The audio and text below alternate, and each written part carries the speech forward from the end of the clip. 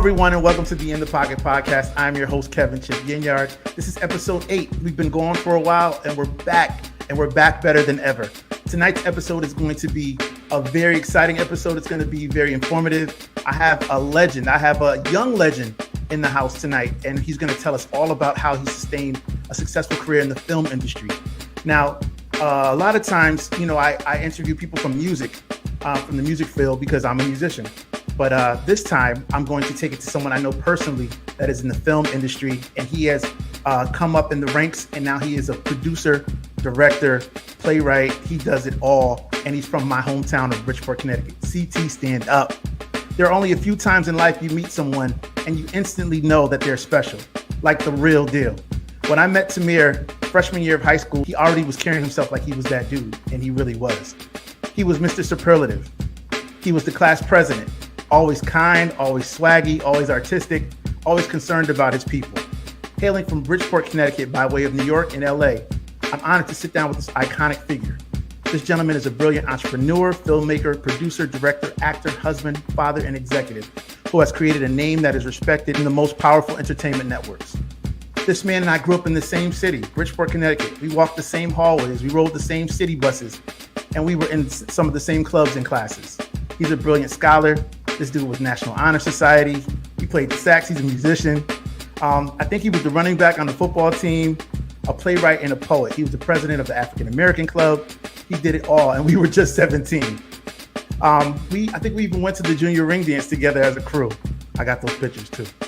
Without any further ado, I'd like to welcome to the pod my friend and brother, Hollywood filmmaker and producer for Warner Brothers, HBO Max, and HBO, the founder of Populace Productions, my bro and fellow Hilltopper, because I'm repping the Central Red and Black today, and my bro, Mr. Tamir Muhammad. I need you for my hype machine. Let's do it, man. Welcome. Yes, sir. I'm excited to have you, bro. It's been a long time coming. I'm honored that you took the time out because I know you're still in production right now and wrapping everything up, but thank you for taking the time out to chill with your homeboy, man. No, listen, I mean, it's such an honor to be a part of what you're doing. And I mean, everything you said about me is mutual. I knew from earlier on, even, when we were in elementary school, seeing you from a distance, So look, anything that you are a part of, I'm there. So I appreciate you. Man, I'm honored that you took the time out to be here. I just want to pick your brain for some insight on how to get successful and get into the game, find your niche, and stay relevant. It's hard. Some people get a chance and they don't keep it, so I want to find out what makes you tick and how to maintain a meaningful, successful career. Yeah. I mean, where do we start?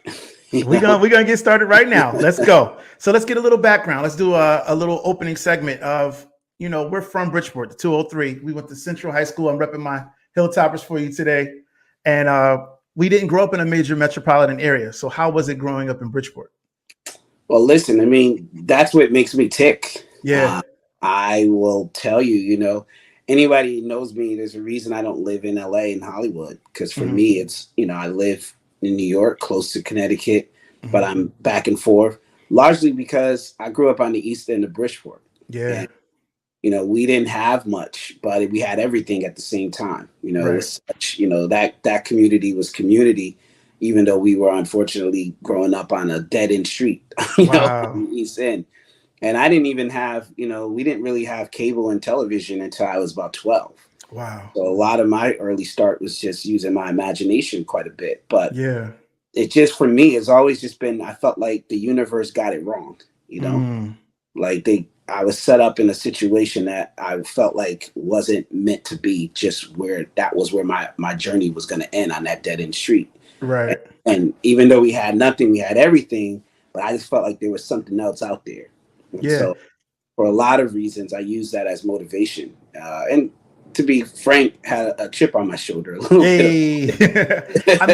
I mean, growing up in the inner city, right? The odds are against us, and very, very few of us make it out of that situation in a positive manner like you did. So props to you, man, for, putting your head down and pushing to make something of yourself. And I know you'd attribute it to your development as a young man. So how were your early years? Like, how many siblings do you have? I'm one of five. I have four Wow. sisters, no brothers.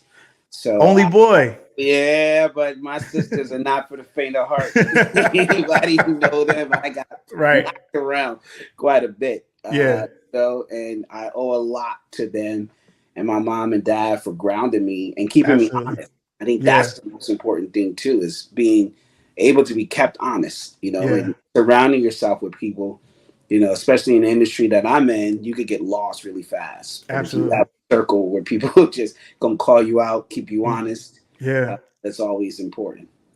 So your mom was a pillar in the community and a small business owner. She was a key figure in our community growing up. What was it like witnessing her conduct business at an early age? I mean, to be honest, it was inspiring, but it was also hard. I Okay. think I didn't have the true understanding when I was growing up. My mom was just a woman who, any mother who had hardship, my mom would watch their kid. And, one thing Mm. that she always did was never put a price tag on any kid's head. And so we pretty much at any given moment had, an extra 15, 20 kids in our house. But at Wow. the same token, we grew up in a 1 bedroom apartment, and Mm. so it was tough doing it. But then when I look back in hindsight, it's like that's how early on you turn that into opportunity, and some of those kids became actors in my plays. Right, Wow. That's right. or just you get story, you get to the heart of just how because again I was one of those nosy kids. So when Yeah. the parents came in and dropped their hardship, I'm listening, and so it's just you gotta take for what it is for what it is. But my mom, I would tell you more importantly, what she gave me outside of just the idea of being a part of your community Hmm. was just the importance of how to be a black man. And I'm Yes. being specific when I say a black man, in this country. She never yielded on that. And I Right. think she prepared me, such early on about just exactly what that meant. And Yeah. so, that was very crucial. Mm. So your mom had a daycare business, right? Yeah, yeah, So yeah. how did that business help shape your mind creatively? Again, I got to I got to work with a lot of those kids to make stories because Yeah. again, we didn't have TV, so we would do that.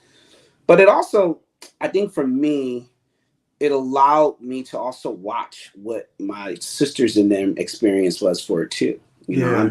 I'm currently, for example, writing a movie that is loosely inspired by my sister, Tahita, who is my hero, Shout and out Tahito. and those from Connecticut who knows she don't play, she don't hold any punches, and she a Nah. powerhouse, and she gonna demand it, and she gonna go out there and get it. But Right. I think I was able to, with my mom and her business and everything, again, watch people like Tahita, Tanisha and Tahira and Talia, all my sisters sort of have their own version of how that affected them. And I Yeah. think for me, it just, again, made me um, just appreciative of my mom. Right. There's so many people who, in our situation will just let it be what it is. They wouldn't Mhm. go out there and try to figure it out for themselves.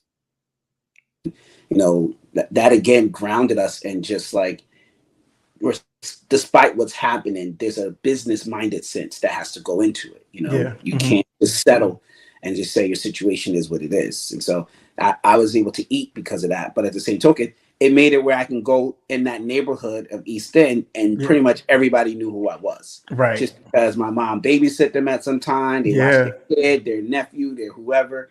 So it just extended our sense of community as well.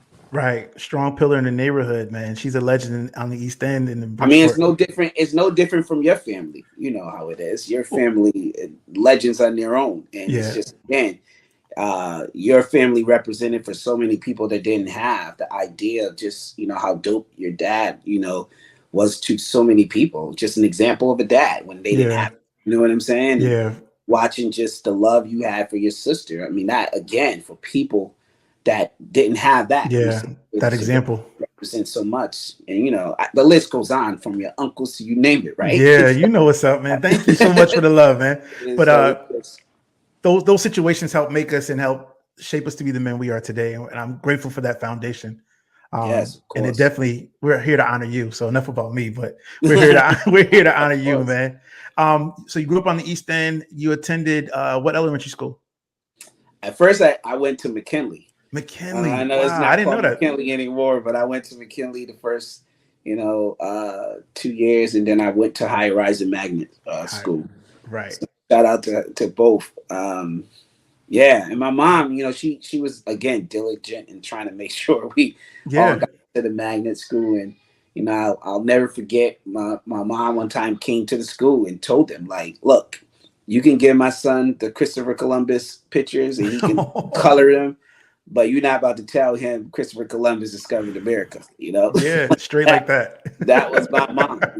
He could Yeah. color the pictures, but you're not about to tell him that Columbus discovered America because he That did untruth. Your mom was she was bomb. Always, always, man. it.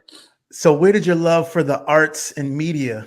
I know storytelling came from you expanding on your imagination and what you saw, but now we get to high school, right? You're writing your plays and poems and things of that nature when you're at elementary school. Now we're in high school, we're 14, 15. Where does that love come from? I'm not going to sit here and pretend because there's somebody out there listening who hasn't found what they are passionate about yet, Yeah. and they're young. And I don't want to make it ever appear like since I was 5 years old, I Yeah, yeah, wanted yeah. a camera in my hand because that Yeah. is not the case. Right. And in fact, like I said, we didn't grow up watching TV shows and we didn't, go to the movies. We couldn't afford it. Right. So, but again, because of all that storytelling that I was doing, the plays and the poems and all that, Yeah. it wasn't until I got to high school that I was able to articulate it. Right. And I think a couple of things happened. Number one, Spike Lee. Wow. It's just my aunt and mom, again, black men. They Yeah. wanted to celebrate a black man making a movie. So they made sure I was able to go to the movies to see a movie. It was Do the Right Thing. Do the Probably right thing. I was Yeah. probably a tad too young to watch some of it, but Right. it was important for my aunt, Linda and my mom to just make sure I saw it as a Right. black. And then for me to know, like, wow, there's a black dude out there who is getting it. As I got into high school, you know, the second thing that it did was that I was able because Central had a class Yeah. where if you remember, they used to have TV Central that they used to do. Right. Exactly. Yeah. Public access. Yes. And so, you needed an elective. And I felt like I was writing enough stories and I wanted to give that a try. And I started to realize I was, other people thought I was good at it, Yeah. to the point where I was winning awards. And I mean, and I have to look back, as much as I try to be humble, I think you alluded to it. I kind of walked around a little bit like, nah, I'm gonna go do this, And Yeah. I always had that sense of purpose, but not in a cocky way, just more in a confident way. And so for me, it was just once I took that class and that camera got in my hand, it was just Yeah. like I'm about to take over the world.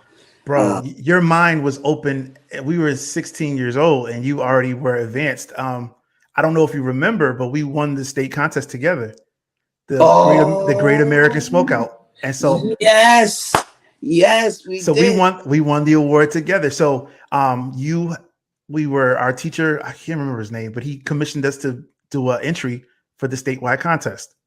And it was for the It was Great American. it was a national. Yes, it was. That's right. It wasn't state. But yeah, go ahead. No, and we sat down and brainstormed, and you came up with this great idea for the cigarette burning out. I remember you wrote the word life on. So no, I forgot about that. Yeah, but you were my intro. My dad was part of my intro to media because my dad was the first black man from the University of Bridgeport to graduate with a journalism degree. So wow. Yeah, he wanted to be he chose to be a preacher and did other things in the phone company and communications, but his love and his major was journalism. And he majored in journalism. He was the first black man to graduate from UB with a journalism degree. Oh, wow. And so he really wanted to be, he wanted to be Brian Gumbel. He wanted to be that guy, like a TV anchor. Never had the opportunity, but his love for reporting, he still would do it in church. He would interview people. He would, do the media and the radio broadcast for our church and stuff. So he found his way. He would write speeches for my grandfather. So he was that guy. And his love, recently I lost him in 2018, but I was trying to think of a way I could honor him, and why not pick up the mantle of journalism and start my podcast. But all that said, I really wasn't thinking about that as a kid. He was just doing his thing. But when I got to high school and I met you and we were in the media class together, our teacher put us together to work on the project together. Yeah, of course. And so, no, go ahead. And so we came together, and I remember working with he commissioned me to do the music. So I did the score for the 30-second or 1-minute film that we put together. And because of you, you sparked my interest into wanting to do media and actual professional music as well. Well, listen, that just to even hear you say that means a lot to me. And to be honest, like, I never forget these moments because I know it's bigger than me. You know what I'm saying? Mm-hmm. And at the end of the day, it's like to hear that and even remember, you so right. Like, I remember us winning, and that was an example of what I mean of like, wait a minute, we won? Okay. And it just, for me, was just like, once that happened, and also like I ended up going in high school to a program at NYU. The same teacher had handed me the brochure. They wasn't even taking kids from Connecticut. They was like, you have to live in New York. But somehow I slid in there and ended up in high school every Saturday, going back and forth. So you commuted back and forth? Yeah, every Saturday at NYU, in high school, to again take classes. And so it was just like moments like that to just ground it, to be like, wait a minute, you have a love for this, and people are also showing you that what you're doing is working. So and motivation. I'll never forget those times, man. It was a great time in high school, and then you move on to go to NYU. We were so proud of you to do that. I moved on to do music full time and travel and tour and do different things. And like it all started in that elective classroom in Central in E Corridor, and we were down there creating. And I think you had the brilliant idea to have a cigarette burnout. There goes the fear mediators. I was digging through the yearbook, but and you came up with the idea to have a cigarette, and you wrote the word life on the cigarette, and then we lit the cigarette and let it burn out. And I created the soundtrack on a cassette tape.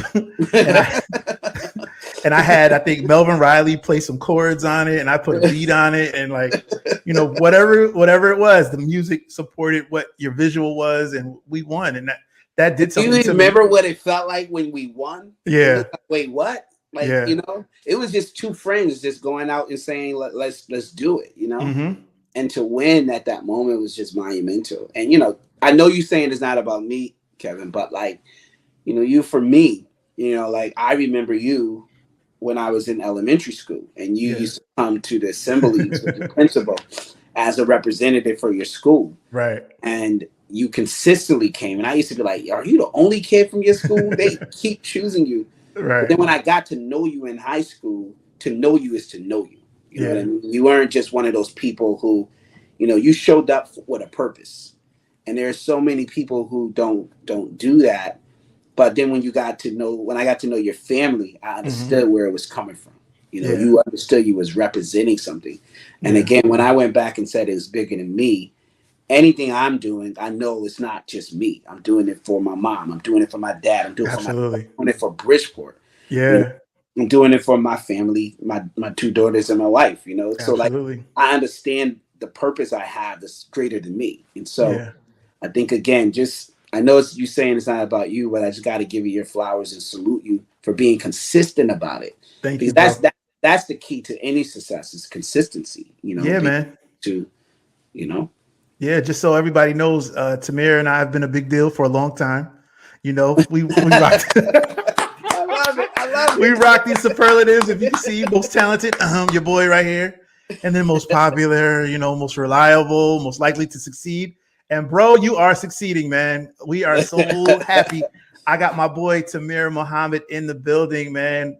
Oh man. So let's keep going. So we get through high school, you are the man in high school football, peer leader, African American club. You do everything. I don't think you had any downtime.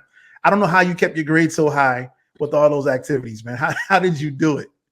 My sister Taida. Yeah. She's somebody who she didn't let me settle. If I went and got an A- and she knew that I got an A+ the semester before, she's like, why are you celebrating that? you know. Mm. You know that's not your best, and I'd be like, Yeah. leave me alone. I'm on an honor roll. She's like, no, Right. or she'll be like, she'll be like, why you didn't apply to such and such? I'm like, I don't know. I'm just a freshman. And she'd be Yeah. like, so, like she just Yeah. had She that pushed you. mentality. She did not let me make any excuses. I mean, she's someone that, for example, during COVID, she realized that there was a one-time opportunity to go to school, go Hmm. back to school without having to go to the campus. So Yeah. just because she was already successful in a national job, she went and got her degree at Harvard right now, a second degree Wow. at Harvard. That's just always been my sister, Amazing. despite the same situations we were growing up in. Yeah. So if for me, she never let up on me, and Yeah. so I'll be honest, she's a big part of why I was able to sort of navigate it. And as you know, I kept a busy schedule because she did. Absolutely. you know, Absolutely, bro. So you graduate with high honors, and then was NYU your first choice or your main choice? it was my first and only. I wouldn't advise it, but the only school I applied to. I had some stupid, but you remember how I was like in Right. high school. Right? Right. I had some stupid like idea in my head, and plus I was really coming into my faith at that time. Okay. I grew up Muslim, Talk and about it. but at the same token, my mom and my grandma would take me to church, and my aunt every weekend. Mount And Airy. so, yeah, and Yes, so sir. I grew up in the church, even though I was Muslim, right? And so right now I would tell you that culturally I'm still Muslim, but religiously I'm Christian. And I think like by the time I got into high school, outside of just I'm feeling like I've done this, I've accomplished this, I'm Yeah. ready. My faith was also making it like I felt like I was more in tune to what my calling was. Yeah. Talk So about it, bro. Woo. whether or not, you know, I could sit here and tell you that it's the smartest move because it, Yeah. it could have not maybe worked, but it was like in my head, I was like, I feel like this is my calling, and Yeah. either or I'm not. And so it was sort of NYU or not. And so I also had a little bit of an edge because at that point I already had did their high school program. Yeah. So I got into chance to know some of the administrators and anybody in the high school stage watching this. I think that's a little bit of it too. Forming relationships early, Yes. not because you want something immediately, Hmm. but allowing them to get to understand who you are, because everything can't be explained about you on paper. Right. So at the end of the day, I applied to NYU. It was my, it was for me like if Spike Lee's there, I'm there. And not that I wanted to be, the next Spike Lee. And everyone used to always say that, oh, you're gonna be the next Spike Lee. Absolutely. They And I'm deemed you like, that. no, I'm gonna be the first Tamir Muhammad, not the next Talk Spike about it, Lee. bro. But more importantly is this for me, it was just important that like that was where I felt like I needed to be. So I bet it. I put all the chips in. Everything in, right? All in. So coming from Bridgeport, our high school was pretty big. How did you experience culture shock going to New York City, from being at NYU? Nah, because again, that high school experience going every Saturday prepared Yeah, prepared you. it Cool. prepared So you go through the whole process at NYU. How did college prepare you for the industry? it did and it didn't. Okay. NYU is it's one of arguably the number one or two top schools in the country. When we talk about the world, it's up there too, right? Yeah. Um, and what it did prepare me for is to understand the language that people use, Right. Okay. because that's Terminology. another way that people exclude you. It's like Mm, if they're speaking to you and you don't know the terminology, or they yeah. say something to you. So it prepared me in that way of understanding the language of how to Yeah. communicate my idea, how to go about trying to get crew together, fundraise, all of that. So it Hmm. taught me that. It also again taught me, because earlier on I was able to some of those classmates went on to do great things, but it allowed me and taught me sort of indirectly how to navigate different people, because the Hmm. same sort of like politics that are outside in the Yeah. industry was also happening within the school. Okay. I think what it didn't prepare me for, and a lot of people, is how to get a job. You know, that is one of the toughest thing of getting your break in the industry. Okay. And it didn't prepare me, or a lot of people, I would say, on how to do just that. You know, the industry is constantly shifting. Those who are fortunate to have a job are constantly worried about losing it. Yeah. And, you know, how can somebody prepare you for something that's constantly evolving? You Yeah. know, the education that I got, you know, years ago is almost obsolete to how the business is even, you know, operating right now. Yeah.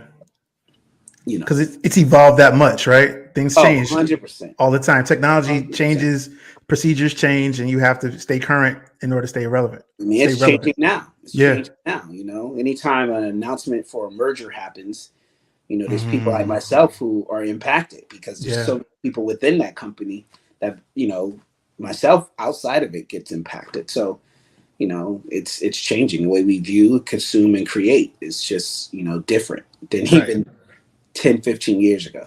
Right. So, what was your first break post college? It was through my internships. Okay. You know, again, I when I talk about starting relationships early, Yes. I was really strategic about my internships. And so Tribeca was one of my first internships. You know, I was, again, came in through it through NYU. One of my professors worked there. And then I interned for them. And from there, when I graduated, um, I came on to sort of like help the Jane Rosenthal, who was the co-founder's assistant. Legend. Yeah. Legend. So I came on to be sort of like they hired me to sort of support her team. Hmm. Um, Now, and it Jane was right. Rosenthal is not a name to just throw around. She's a executive chair of the Tribeca Enterprises, and I think she worked with Robert De Niro as well, right? Yeah, he co-founded the company with Robert De Niro, and you know she's very instrumental early on in my career. And I think any success requires a lot of people nurturing it and sort of Yes.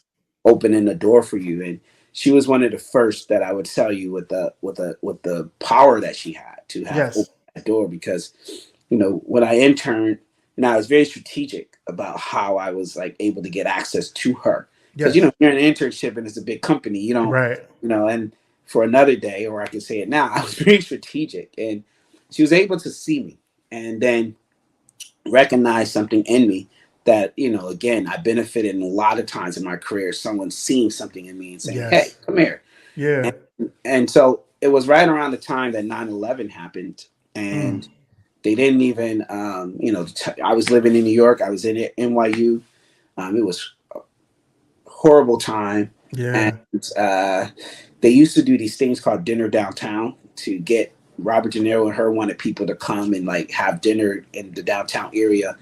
And I was fortunate to be at one of the events, and it was like people like, you know, Whoopi Goldberg and Julian Schnabel and all these big name people, and somebody just in the middle of dinner was like, "Hey, we should do a film festival," and they were like, "That's a great idea." And so, Yeah. you know, like we put together a film festival, you know, and I was there helping her, Jane, in her office with it, and then I stayed for just, you know, another year or two after that. When I graduated, stayed like another year, and then it was just I kind of outgrew it from me. You Yeah. know, Okay. it was just something that, you know, I had decided I needed to sort of find another pathway. Okay. How many years Um, did you serve working with the so Tribeca? I interned there for about 2 years, and then I for like the first, you know, I don't know, half a year after I graduated. Hmm. Um, I also at that time started working at a small production company where we repped a lot of different directors and we did a lot of music videos. Nice. And so I worked to help the directors rep, help to get our music videos for those directors.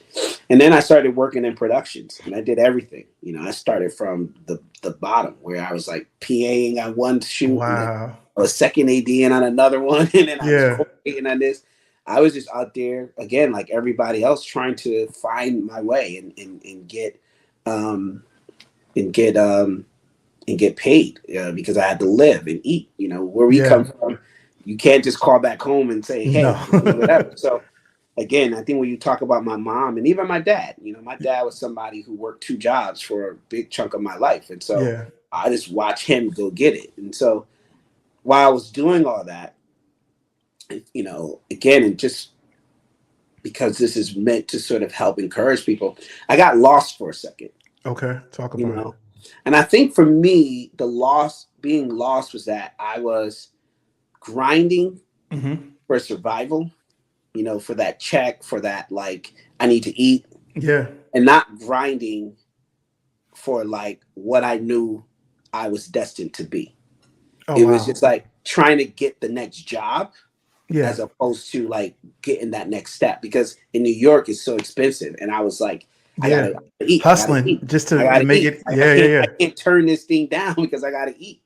Yeah. And again, when we talk about destiny, I was one day on set, and when you go on set, they normally put you in these like 16 passenger vans, Mm-hmm. and it was this woman was just, I'm trying to sleep. She talking to me, talking my ear off. I'm like, Right.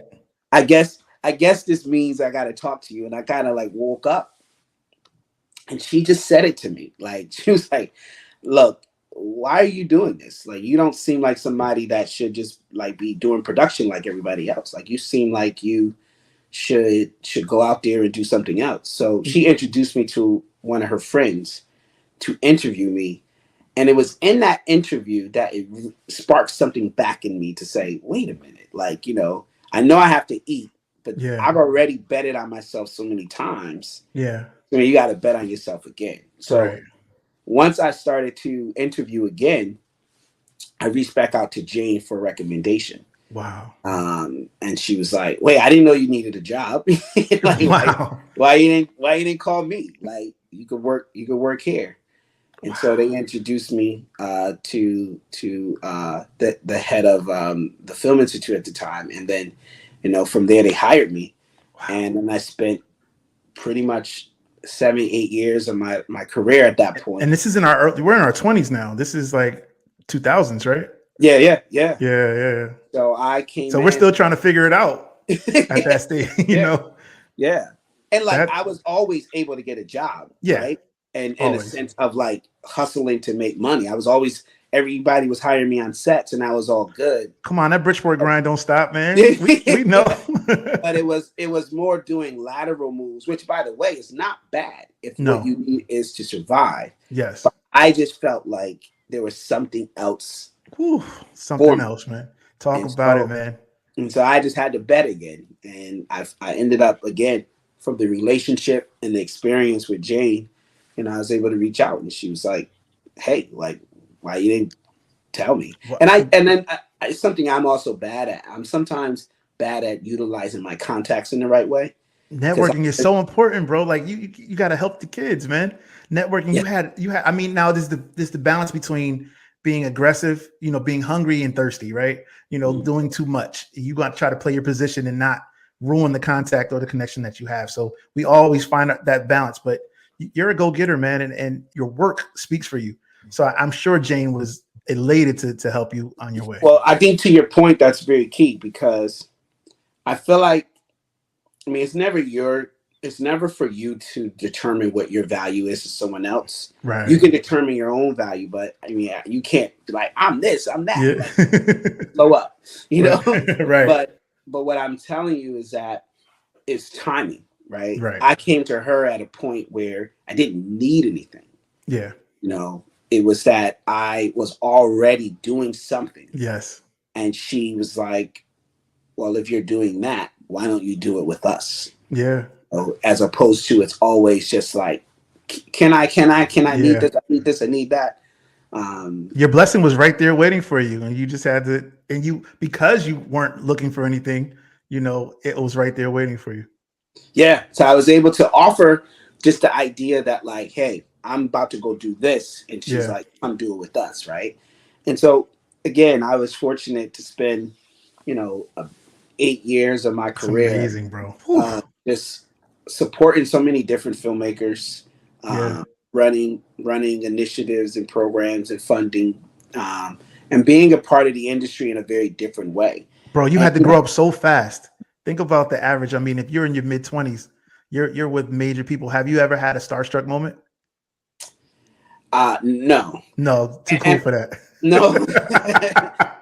I'm weird. Like I'm somebody, like I meet and work with a lot of, Right. celebrities. Prominent people, yes. But,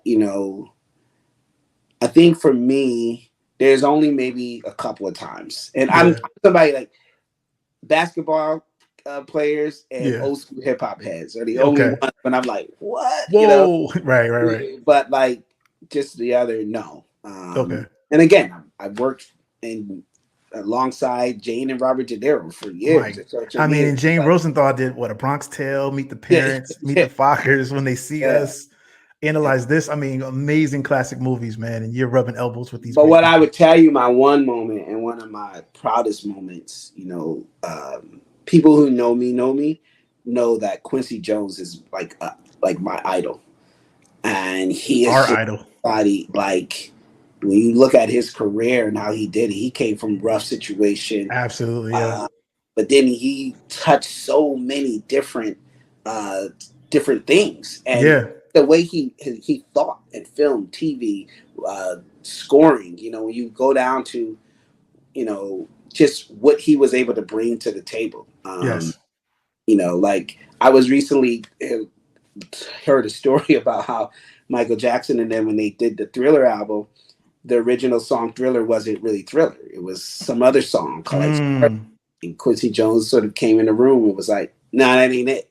Yeah, that ain't it. And turned it into Thriller. And so when you hear people like that for me, if you want to talk about a starstruck moment, I remember when I was at Tribeca, I went to Jane and I told her how much he meant to her. And he actually was responsible for connecting Jane and Robert De Niro together. And so I was like to her, I was like, I need to honor Quincy. And he don't know me, but he Right. needs to know his influence for someone like me. I mean, I was listening to his music in the back of a station wagon, Yeah, in exactly. Bridgeport before Yeah. I even go watch TV, Yeah. And so, Jane and allowed me to honor him at Tribeca. And I mean, I honored a lot of people, like, for example, Nelson Mandela, and the list goes on. But Yeah. it was when I was able to honor, Quincy Was Jones. was he able to attend? Oh, yeah, of course. I got the, if I could find it, it might even be on YouTube. I got the Okay. footage of when I made the intro for him and he cried. And it just for me it was like, Yeah, that's a Jones, moment. like, like Woo! that's just for me, like that was the moment. Well, this is episode 8 of In the Pocket podcast with Kevin Chip Ginyard. We are interviewing my friend and brother, filmmaker and producer Tamir Muhammad. He is a media mogul, man, and he is out here with us. I'm just happy that he's here. We are so proud of you, bro. I have a surprise for you, man. I brought somebody here that wants to give you some well wishes. Check this out. Hey, the homie. My sis Shakira Simpson is on. She's an A1 day one with Tamir and myself, man. But Tamir and Shakira are besties, man. So go ahead, Kira. Welcome to the show. Listen, that love. Hey. So when Chip asked me if I wanted to come on and speak, I was like, absolutely. So you know how proud I am of you. You know how dope I think you are. You were just doing big things, and we are just like, yeah, so listen, proud so of you. Proud of you, man. I appreciate it, and it means so much to me. I mean, I'm trying not to get teary-eyed. Sorry, like my love for you guys is just like everything, and I think. When you talk to me, Chip, like, what does it? Like, part of why I got teary-eyed is because I think about my godson, Sky. Yes, sir. Shakira's son. And, yeah, my journey has been very blessed, but it's not over, No. I know what else I want to do. And I know, like, again, there's people like Askaya who, when Shakira sends me his animations and his drawings and his videos, like, I'm just like, holy crap. Like, it's the next generation, bro. right? It's amazing. Yeah, man. And that weight of that responsibility for me is just to even know that Shakira will put that in my hands. Yeah. You know, it's just everything to me. I mean, you seem to be crying about it. Yeah, you know? nah, man. You This know? is the love. This is the moment I wanted, man, because you deserve it, man. And I think it means so much coming from where we come from. You know, our city is not respected in that aspect. So, you know, some people say, can anything good come out of Bridgeport? And I have two witnesses right here to say that two people from Bridgeport are doing very well in life. And we just wanted to come out here and show you love, bro. We go way back, you know, I mean, way back. Oh my God. There it is. I mean, this is what, 95, 96, you know, maybe 98. I don't know. But this is how far back we go. Shout out to Buddha, too. That's and Shakira didn't like me when she first met me. Oh, tell that story like real quick, ride or die. You were my ride or die. How we crossed paths. I think we had like the same friends, but Tamir was this cocky little thing, and I could not stand him. I remember he had this crazy bop when he walked. He used to walk hard, and he always wore these headphones, but he never had ears. They was always on his head. Yep. And I look at him, I'm like, yo, I cannot stand this dude. Like, I hated Tamir so much, I wanted to fight Tamir. And now he's your son's godfather. And one of my best friends and my son's godfather. Like, how? Yeah. See, but I was misunderstood. You know, I think call it cocky. I was more. I just knew. You knew, bro, because I had a little bit of that too. And I think people confuse confidence with conceit, right? You know, it's just the way we were brought up, and you know, we were raised differently to carry our head high and know our value at an early age, and everybody couldn't handle that. Blame my mom and my sister. Word. Like you great. Yeah. You good. So yeah, but you know, I got so much love for you, Shakira. It's like you already know. You know, it's just like it's again. Absolutely, Kira. Thank you so much for coming on and showing love to our brother. I appreciate it. I called you at the last minute and you jumped on. We've been trying to get this done for the last 2 months, bro. So Kira's been waiting for this moment. So I'm glad everybody's schedule worked out. Where's Sky? He's near. He can jump on it. He's downstairs drawing on his iPad right now. Nice. And he got that same swagger, right? He know who he is. He know what's up. Scorpios, that's why. That's what I'm telling you. Big Scorpio energy. I mean, Sky is an athlete. He's a musician. Like, he does it all. And this world and this industry is going to constantly try to remind him he ain't who he is. Yeah. It's going to have to take that level of commitment of like, nope, you know, I know who I am. Like, no, he's not going to trick me and tell me no. It is what it is. So, absolutely. Well, Kira, thank you for your time. I appreciate you giving my love to Malik and Sanaa. And we love you. Thank you for your time tonight. Yeah, appreciate you. Thanks. Take care. Bye-bye. That was a nice surprise, right? Yeah, man. You got tears. You got you all in your feelings and stuff. That's good, man. I'm glad. God gave me that those idea. Those are happy tears, though. Yeah, those are happy tears, man. It crossed my mind. I know how much, even with Shakira reconnecting us, you know, it'd been a few years since we spoken, and then she had us now our text thread, and you know, we talk through text, and you're so busy. But I appreciate the moments that we have that we share when we talk through text, man. Yeah, we gotta do it more. Hey, man, you know we got history, man. We winning awards out here. It's time to get that Academy Award, that Oscar, whatever we need to get. Absolutely. Yes, sir. So I'm not gonna hold you too much longer, man. You dropped so many gems. Salute to you on your deal with HBO Max and you know everything that you're doing over there. Talk to me about Populace. Yeah, Populace is a company that I launched, and you know the word populace means exactly what it is: people. Yeah. I'm interested in what people are interested in, but by design, it also had the word pop in it. I think the best way to connect us is pop culture. Yes. And so all the stories and the films and TV shows that we're working on, you know, I have a really great partner, Marissa Skleroff. And she and I, you know, are just going out there and we getting it. And I think, you know, collectively, we always look for that duality in story. You know, I'm the type, I come home, I just want to relax. I want something well told, genre driven. Yeah. While there's other people who they go home and they want to lean in and get all the commentary. And I just think great content could do both. Yeah. And so again, we're people like that. And so again, We have really great partners. Hmm. I have a first look with Warner Brothers on the film side, uh, Yes. and then HBO and HBO Max on the TV side. Amazing. One of my shows that I have, Random Acts of Flyness, that's on HBO. The second season is coming out Let's go. this Yes. Friday. Uh, Hmm. it's a show that, again, for some they might need some explanation, but we're not going to explain it. You're gonna have to watch it. You're gonna have to watch to get into it. To Yeah. get in, but it's been a great journey, and Yeah. again, like I said, I'm just getting started. You are, man. Young man in this game. I don't call us old. I call us young OGs. Yeah, absolutely. So, do you lean more to scripted works, or are you open to document style stories? I think, look, I supported a lot of documentaries in my Okay. career. One of the ones that I'm most proud of is the one that based on Nas, Time is Illmatic. Yes, That's sir. one of the ones that, for example, that I supported. But I would tell you that I think for me, the sort of scripted world is probably where my main focus is, Okay. unless there is a documentary that is, again, talking about pop culture. Right. I like to really look at things that I feel, again, are very genre driven. Okay. So that's really where the focus is right now.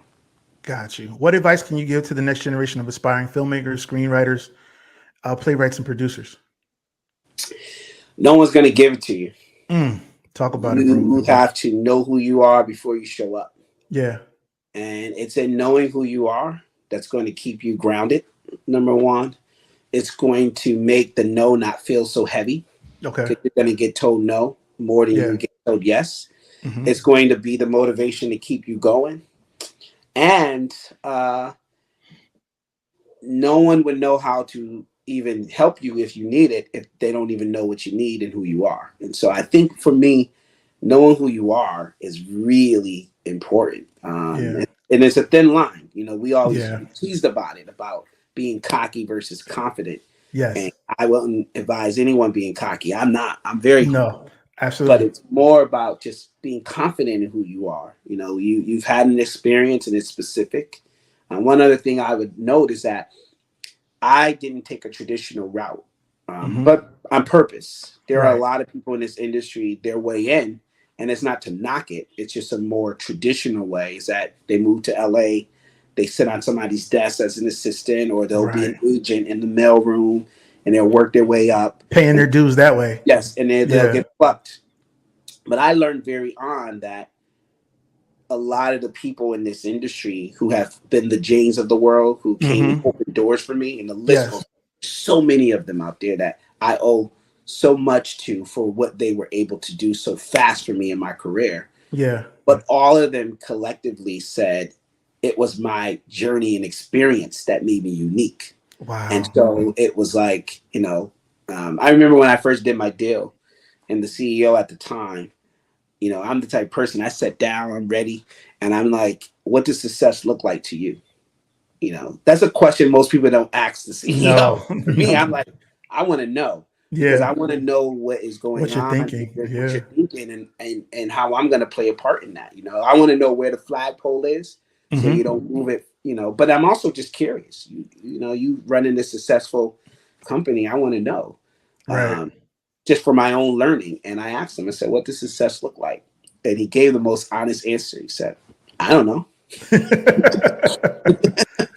He said, "I don't know." He says, "All I know is I come to work every day. I hire really smart people. We set a goal and we go out and we try to accomplish it." Yeah. And he said, but then the key thing he said to me is that he said, and to be honest, I don't even know if you're going to be successful. We do deals with a lot of people, and sometimes they already are successful when they come to us. They start out, we don't know. Yeah. He said, but what I do know is that you think different. And he's like, and that's what our company needs right now, is for people to think it. And that put a battery in my belt. Yeah, like, boom. I got that. I could do that. Done. So I guess what I'm just getting to is that's an example. I know who I am. I was able to present who I am to him, and he saw it for what it was. And so that would be advice that I would give people. So we see the Issa Rays, right? We see the people transition from YouTube, putting content out there every day. How important is knowledge of the business and learning how to be paid for content? And how important is that? It's very important because you have to be able to get someone to value what you are doing to a point that they'll pay you.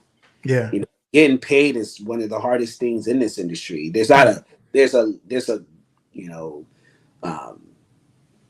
large amount of content out there, but there's not enough platforms that's paying for it. Yeah. And so everyone, no matter who you are still fighting for that same thing. So knowing how to convert that is what's going to stop you from earlier on what I was talking about, which is you're just getting job to job to job and doing this linear thing. Yeah. But knowing how to go in and get that bigger check that allows you to do your work and sustain you is going to be important. Let's play a rapid fire game. I'm going to give you a choice, either or, and you tell me what your preference is. All right. Love it. So New York or Los Angeles? New York. New York. Hands down. New York. Okay. Chicago or Miami? Chicago. Okay. Atlanta or Houston? I mean, that's cheating because you in Atlanta. No, also, whatever you want. And also Sherry is. Shout out to Sherry. Shout out to my baby. So Atlanta. I'm gonna go Atlanta. Okay. Early mornings or late nights? Late nights, all day. Late nights. Yeah, you get a lot of work done at night. Yes, yes, that's when the work happens. Okay. Poetic justice or set it off? Poetic justice. Okay. Waiting to exhale or the wood? Waiting to exhale. Okay. Friday or barbershop? Friday. Brown sugar or love and basketball? Love and basketball. Okay. Juice or Boys in the Hood? Juice. Okay. Pizza or Chinese food?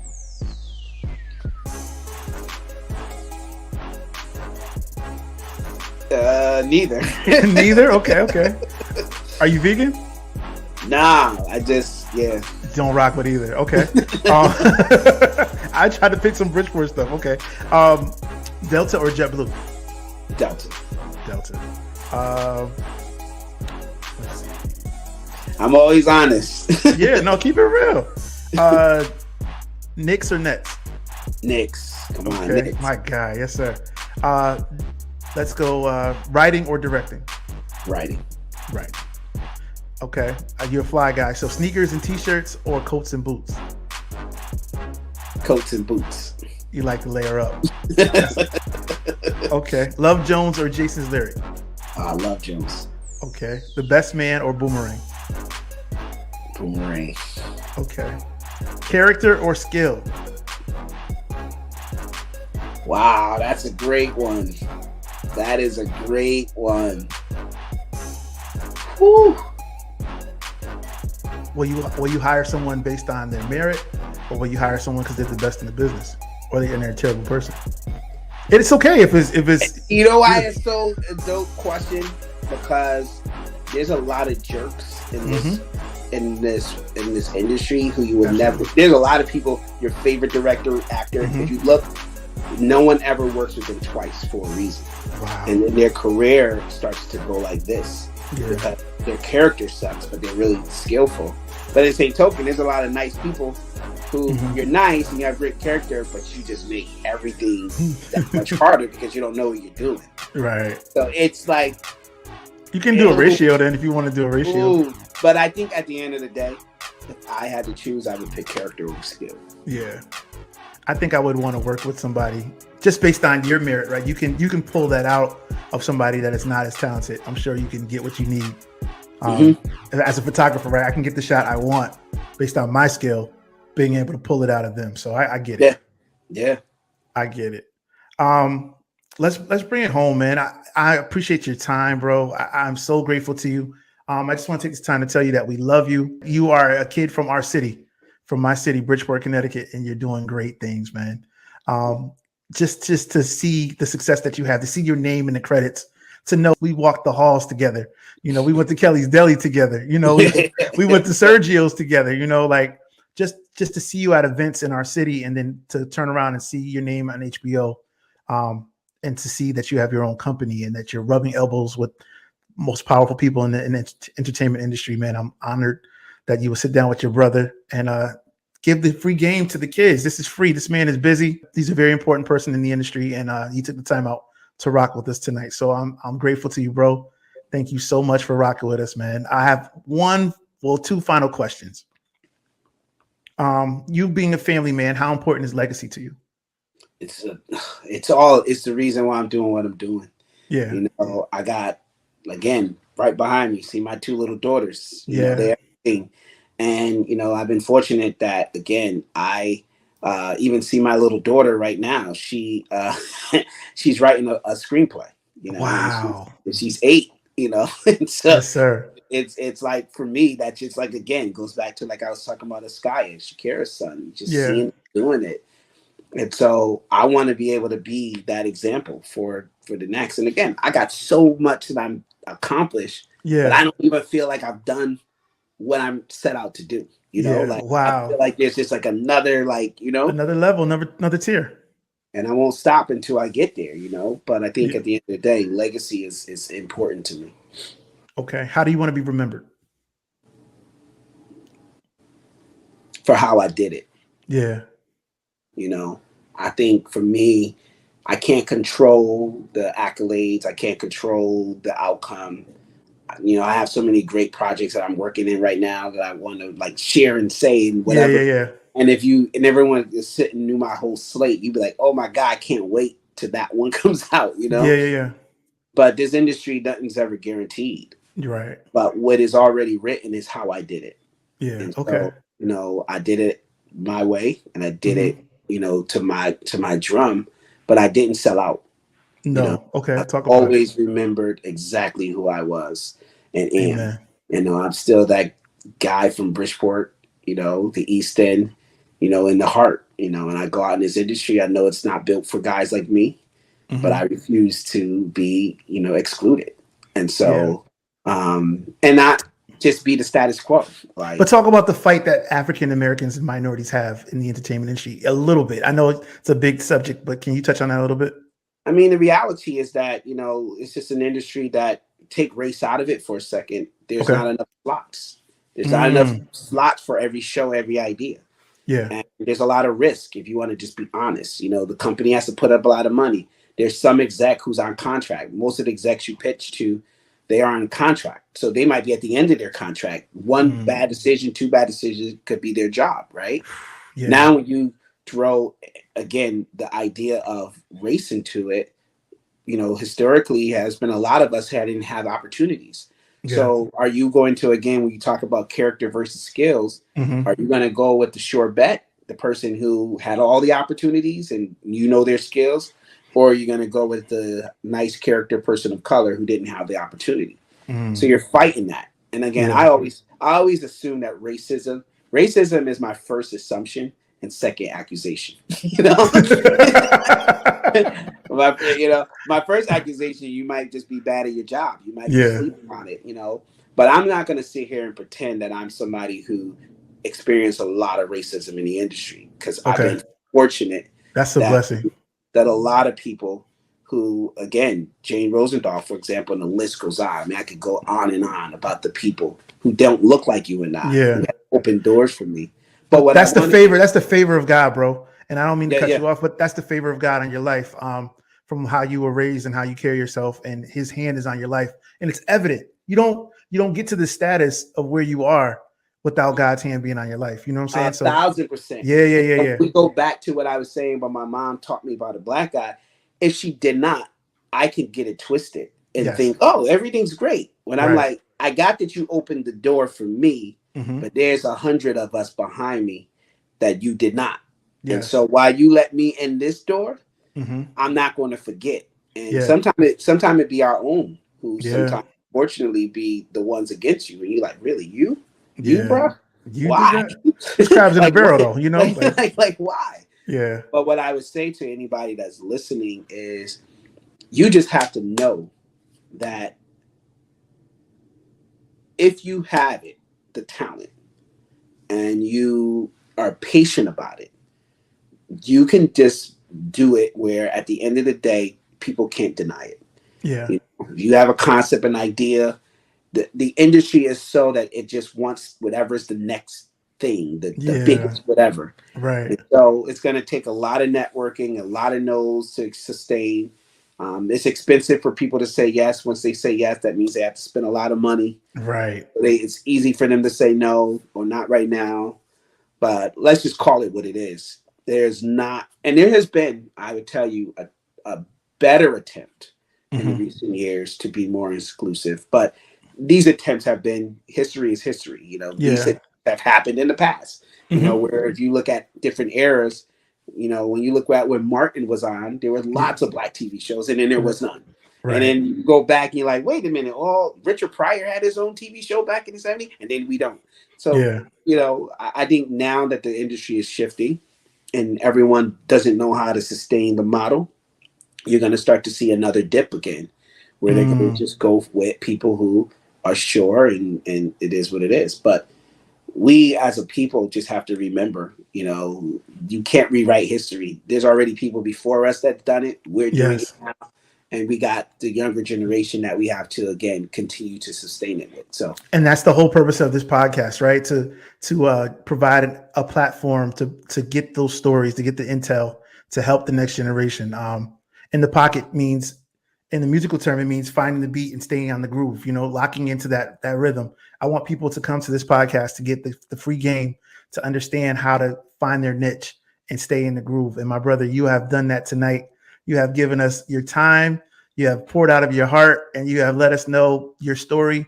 And I'm just grateful to you for your time and your energy that you gave us. I love you and I appreciate you, man. Thank you so much. Kudos to you on all your endeavors, all your deals, and all the future projects that you can't talk about. But we'll be watching. We'll continue to support you, man. Random Acts of Flyness, I think season 2 is coming. Yes, it's coming out this Friday, whatever that date is. What is it, the 9th? December 9th, yes. Okay, so we'll be making sure that I try to get this out the same day so we can get that Random Acts of Flyness season 2. Now, are you your producer or EP or what's your title? EP on it. I did it when with a filmmaker, Terrence Nance. Terrence Nance, yes, sir. It originated when I came after Tribeca. I went to Time Warner, which is now Warner Discovery. And I launched something called 150, which was just a way to sort of support. And it still exists for people who's listening to you. Okay. It's a way for filmmakers who have a concept and they need some funding to prove the concept. They can go to 150, which is part of that whole sort of HBO, Warner Brothers. That's awesome. Sort of ecosystem. And they can get money to create the concept, proof of concept, short film, whatever. And so that was one of the projects, for example, that came out of that. And then when I launched into my own company, I just continued on with it as an EP. So you make content that stretches the mind, always making people think. What brings that out of you? The need to, again, know that you can't just be all lean out. That's fluff. Yeah. Like, why, people want to be entertained. Yeah. But you got to kind of like give them a reason to lean into so that it becomes conversational. That show is probably a little bit more left of center to be about like a lot of stuff that I'm working on. But what I'm most proud about is that, Terrence did not sacrifice his voice. No. It is definitely not for everyone, and it wasn't intended to be. But at the end of the day, it's a conversation for anyone who I think is open-minded enough to want to be to engage it. So, I encourage everyone to just take a look because it's art for TV. Yeah, it is. It's very artistic, definitely. And there's not anything else on HBO that's like that. And so for us to be able to have gotten that through the door, and renewed season 2. A lot of shows have one season, and you guys got the second season. So I pray for the 3rd, 4th, and 5th. Keep going, man. Well, I appreciate it. Well, that's a wrap with my brother Tamir Muhammad, man. We are so proud of you. We're grateful for your time and the information that you passed on. It's a terrible thing to have all this knowledge and not pass it on to the next generation. So that's what my platform is all about, passing the information on with these great people that come on and share and pour out of themselves to pour into the next generation. And my brother, we are proud of you.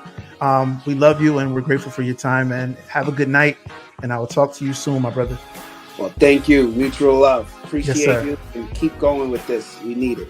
Yes, sir. Talk to you later. Wow, that was amazing. Thank you to all our supporters. Please continue to support the podcast. Please tell a friend.